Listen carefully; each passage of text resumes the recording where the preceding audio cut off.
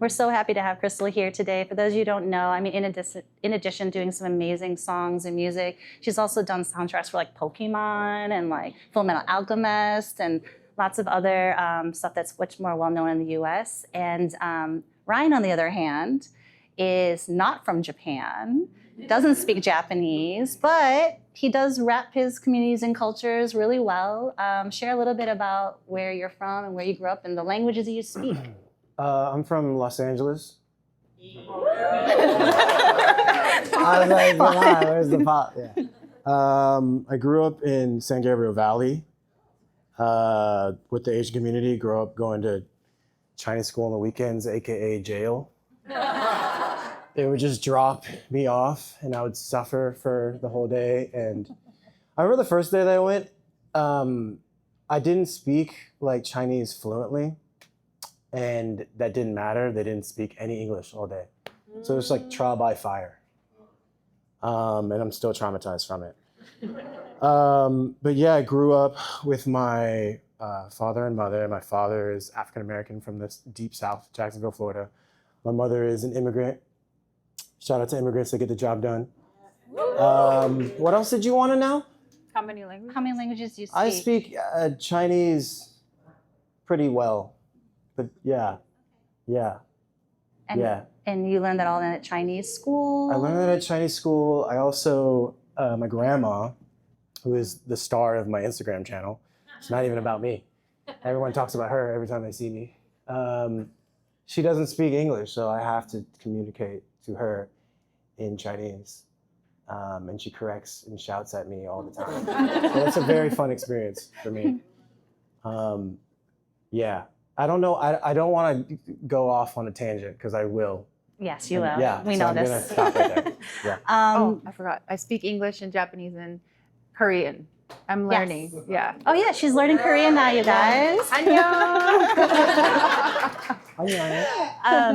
I think there's probably a lot of people who already follow you guys on social and those that don't. Ryan already mentioned that people follow him on social media not for him, but because his family is super adorable and cute. And Crystal also has a mom who's reversing backwards. When you see her, you're like, that person has a child? That's an adult? It's amazing. Crystal, share a little bit about your mom and the influence she's had on you and my the kind of person she is, because she's amazing. My mom is amazing. She's hood. Yeah. But she basically raised me as a single mother, and she's also a singer. She started singing when she was 16. She left the house, started singing at clubs, self-taught English, and I'm sure it was tough as a Korean in the 80s, raising a half-Black baby alone, navigating through the music industry, and actually declining her first singing contract because she was pregnant with me. Yeah, and she got another opportunity to debut when she was 30, and just a few years after that, I debuted. Yeah, so I can't imagine at what, like 33 or 30. She had me when she was 23, when I was 13, 36. My daughter coming out as a singer and like, you know, feeling conflicted, like I want to support her, but I'm also a singer and, you know, all of that. But she's been amazing. We have our own company. At one point, she was managing me. So she was my boss, she was my mom, she was my dad, she was everything. But also I'm an only child, so we're kind of like this. And she is the biggest critique, but also the biggest cheerleader. And I feel really grateful to have a senpai, 선배님. How do you say? Mentor, I guess.